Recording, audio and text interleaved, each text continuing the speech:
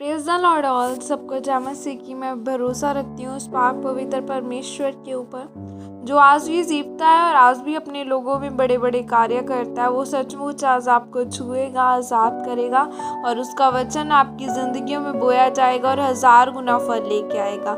आओ मैं उस पाक और पवित्र वचन को आपके लिए पढ़ती हूँ, जो वचन हमें परमेश्वर के दास अपोस्टल अंकुर यूसुफ निरूला जी द्वारा और परमेश्वर की दासी पास्टर सोनिया यूसुफ निरूला जी द्वारा दिया जाता है। आओ मैं उस जिंदा वचन को आपके लिए पढ़ती हूँ।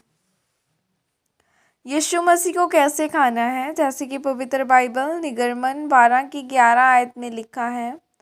और उसके खाने की यह विधि है, कमर बांधे, पाँव में जूती पहने और हाथ में लाठी लिए हुए उसे फुर्ती से खाना।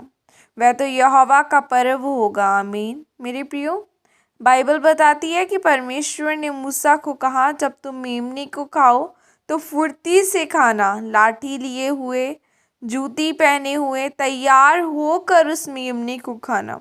जब हम अपने घरों में खाना खाते हैं तो हम आराम से अपनी कमर की बेल्टें ढीली करके बैठकर खाते हैं। कमर कसकर नहीं खाते, कोट पैंट पहनकर नहीं खाते हैं।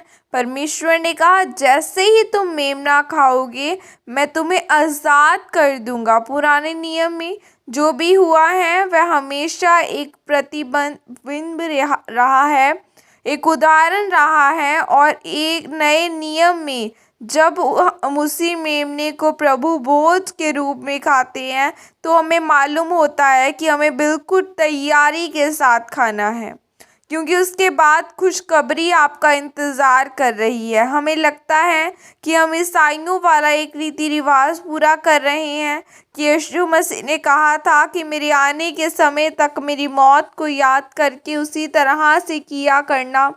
रोटी लेना और उसको मेरी देह बोलना और जूस लेकर उसको मेरा लहू बोलना। हमें लगता है हम उसको जूस और रोटी बोल रहे हैं, लेकिन वह जूस और रोटी नहीं है, वह वास्तव में उसका लहू और उसका शरीर है। बाइबल बताती है कि जो कुछ आप खाते हैं, जब आप किसी भी व्यक्ति के लहू के सैंपल को अगर लेंगे तो उसके लहू में सब कुछ आ जाता है कि यह व्यक्ति चिकन ज़्यादा खाता है या सब्जियां ज़्यादा खाता है।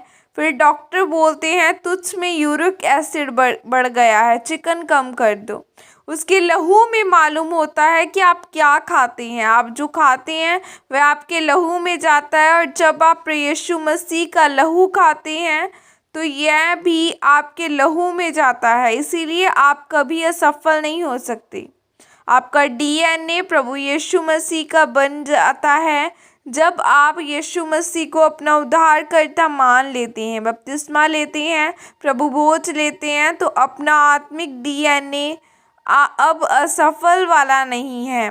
मेरे प्रियो, अगर आपने प्रभु यीशु मसीह को अपना उद्धारकर्ता मान लिया है और यीशु मसीह आपके दिल में है, आपने बपतिस्मा ले लिया है, तो आप कभी भी असफल नहीं होंगे। आपकी ज़िंदगी में कुछ भी हो या आपके साथ कुछ भी जुड़ा हुआ हो, हर हिस्से में आप सफल होंगे, आशीषित होंगे। आमीन। यह अंगीकार आपके द्वारा किया जाए। सर्वशक्तिमान परमेश्वर, इस वचन के लिए पिता मैं आपका धन्यवाद करती हूँ और अंगीकार करती हूँ कि मैं आपको अपना उद्धारकर्ता ग्रहण करती हूँ और पश्चाताप करते हुए बपतिस्मा लेती हूँ। आप मुझे अनुग्रह दे, प्रभु यीशु मसीह के सामर्थ्य नाम में मांगती हूँ। आमीन। हालेलुया। खुदावन के वचनों के ऊपर अड़े और खड़े रहना है, क्योंकि हमने उस जिंदा परमेश्वर के वचनों के ऊपर बिलीव रखना, जो उसने हमें बाइबल के वर्ड दिए हैं। बाइबल में लिखा है कि उसने अपने नाम से भी अधिक महत्व अपने वचनों को दिया है। तो हमें उस वचन के ऊपर, अब हमें उस वचन पर ध्यान देना है, क्योंकि वचन ही परमेश्वर के संग था और वचन ही परमेश्वर था, बाइबल कहती है। सो हमें उस वचन को पढ़ना है, उसको देखना है कि कैसे खुदावन ने पुराने नियम में कैसे कार्य किए, नए नियम में कैसे अपने लोगों को छुड़ाया, परमेश्वर ने कैसे इजरायलियों को बंधुआई से छुड़ाया, मूसा को किस तरह से उनकी लाइफ में एज अ डिवाइन हेल्पर भेजा, जब उन्होंने पुकारा तो वो गए। बाइबल कहती है कि दानियल ने जितनी लड़ाइयाँ लड़ी वो जीतता गया, क्योंकि परमेश्वर उसके संग था। हालेलुया। बुद्धि भी यहोवा की ओर से है और वही देता है। सो आपको पूरे दिल के साथ पूरा अंगीकार यही रखना है कि आप उस जीवते परमेश्वर के बेटे और बेटियां हैं और आप ब्लेस्ड हैं। सुबह उठकर अपने सर के ऊपर हाथ रख के अपने अंगीकार किया करो कि मैं ब्लेस्ड हूँ, मेरा घराना ब्लेस्ड है। फिर खुदावन आपको ब्लेस करेगा और कोई भी शैतानी योजना उसे चुरा नहीं सकती। God bless you all. Praise the Lord. जय मसीह की सबको।